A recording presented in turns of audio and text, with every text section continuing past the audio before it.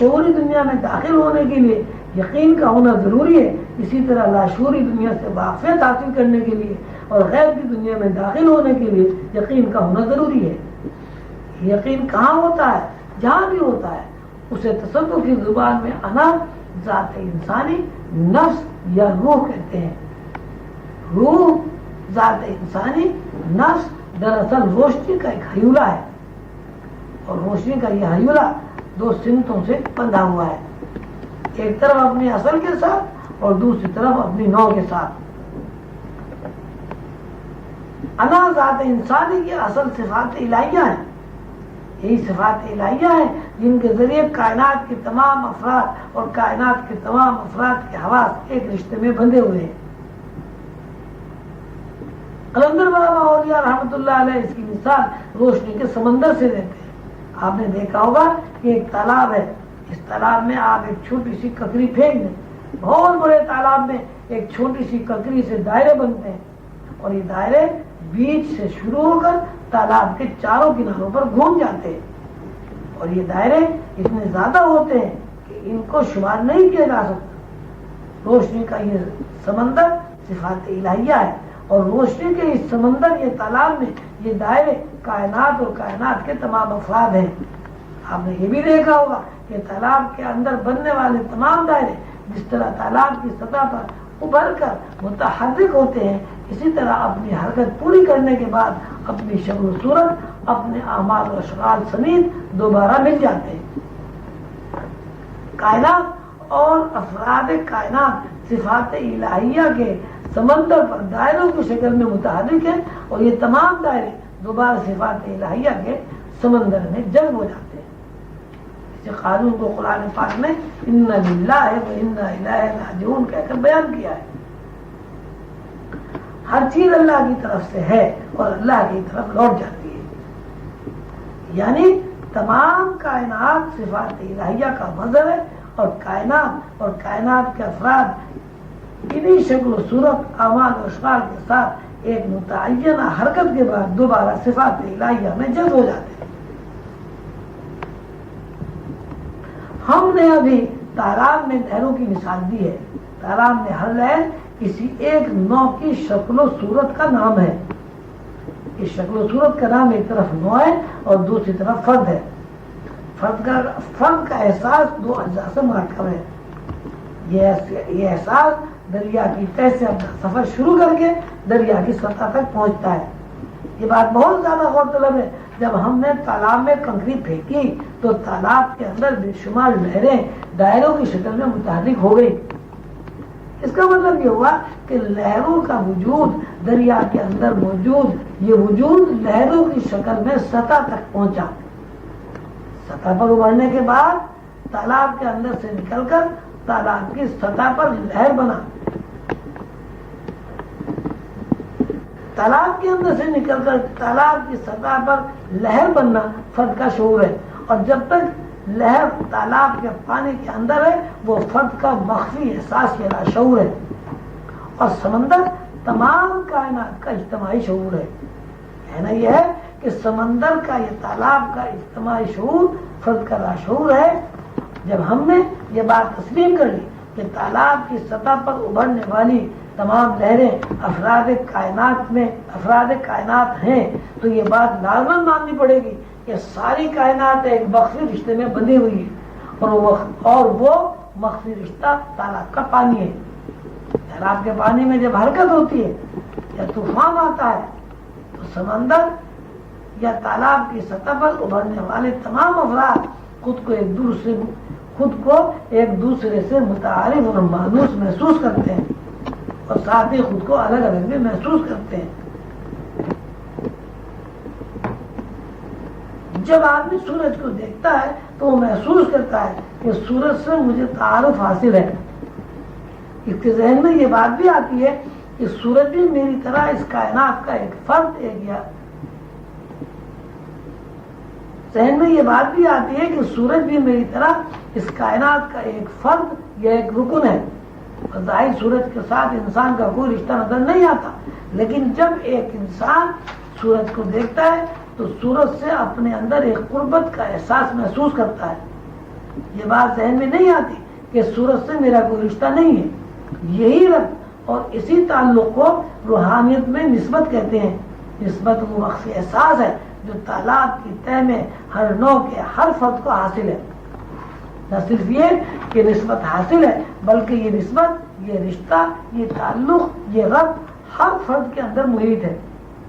یہی وجہ ہے کہ کائنات کا ہر ذرہ ایک دوسرے سے متعارف ہے اور ایک دوسرے سے قدرے مشترک رکھتا ہے.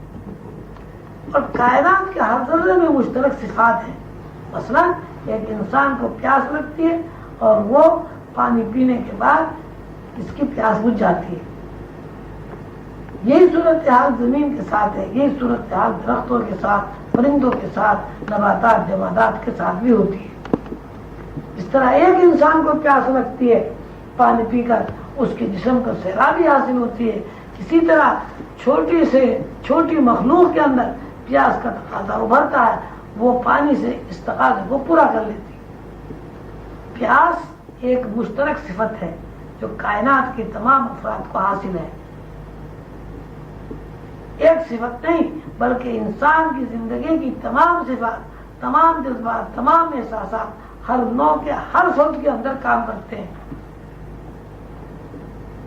جس طرح انسان کے اندر کام کرتے ہیں، نسل کشی کے سلسلے میں تمام احساسات ہر نوع کے ہر فرد کے اندر کام کرتے ہیں، جس طرح انسان کے اندر کام کرتے ہیں.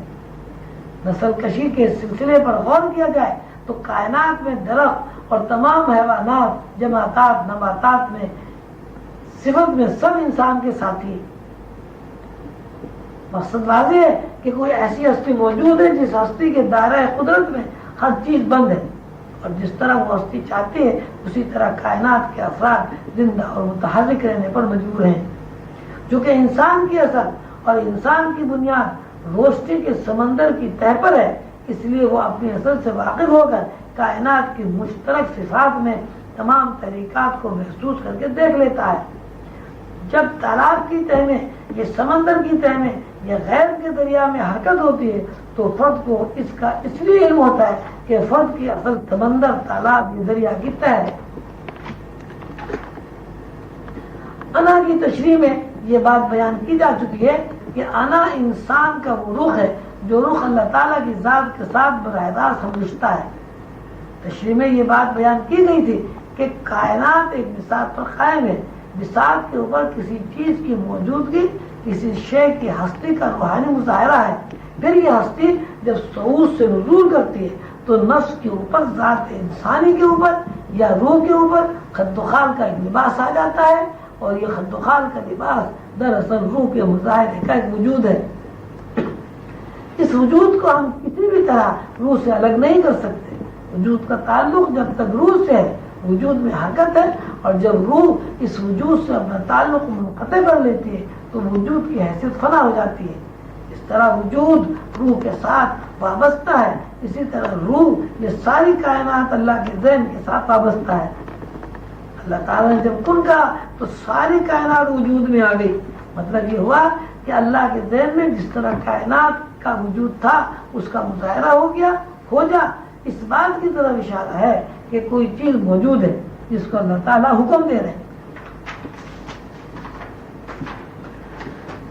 وہ حکم کی تعمیل میں تمام صورتیں، تمام افراد اللہ کے ذہن میں موجود تھے، وجود میں آ گئے. یعنی تمام کائنات کی بساط اللہ کا اپنا ذاتی ذہن ہے. پہلا نزول یہ ہوا کہ اللہ تعالیٰ نے اس علم کو جو اللہ کا اپنا ذاتی اور مخصوص علم میں حرکت دی اور حکم دیا کہ اس کا مظاہرہ ہو. مظاہرہ ہونے کے بعد تمام کائنات وجود میں آ گئی. لیکن کائنات کی موجودگی یہ ثابت کرتی ہے کہ افراد اور افراد کائنات گونگے، بہرے اور اندھے تھے. اللہ تعالیٰ نے کائنات کے وجود میں آنے کے بعد فرمایا میں تمہارا رب ہوں. تو جواب میں کائنات نے اس بات کا اقرار کیا، جی ہاں آپ ہمارے رب ہیں. قرآن پاک کی ان آیات سے یہ مفہوم نکلتا ہے کہ کائنات کو سب سے پہلے اللہ تعالیٰ کی صفت سماعت منتقل ہوئی. کائنات نے اللہ تعالیٰ کی آواز سنی. آواز سننے کے بعد دوسری صفت اللہ کی کائنات کو جو منتقل ہوئی وہ کسی ہستی کی طرف متوجہ ہونا ہے. جیسے ہی کائنات اس آواز کی طرف متوجہ ہوئی، کائنات اور افراد کائنات کو نگاہ مل گئی.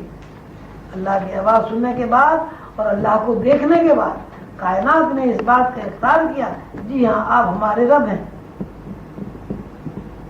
یعنی کائنات گونگے بہرے پن سے باہر آ گئی اور اس کو سماعت، بصارت، احساس اور قوت گویائی منتقل ہو گئی. یہ سارے آواز الستو بربکم کہنے سے پہلے کائنات کو حاصل نہیں تھے. مطلب واضح ہے کہ کائنات اور کائنات کے تمام افراد کی اصل صفات الہیہ ہے. یعنی کائنات کے تمام آواز، تمام حرکات و سکنات صفات الہیہ کا مجموعہ ہے.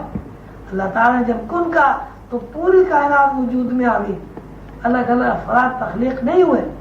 اس سے یہ بات ثابت ہوئی کہ جہاں کائنات صفات الہیہ کا مجموعہ ہے وہاں تمام کائنات ایک حواس میں بندھی ہوئی. وہ اللہ تعالیٰ کی صفات کا ایک سمندر ہے جس کی سطح پر کائنات کی تمام شکلیں، صورتیں بن گئی اور ہر شکل و صورت اپنی نوع کے اعمال و اشکال انجام دے کر اسی سمندر میں ڈوب جاتی ہے.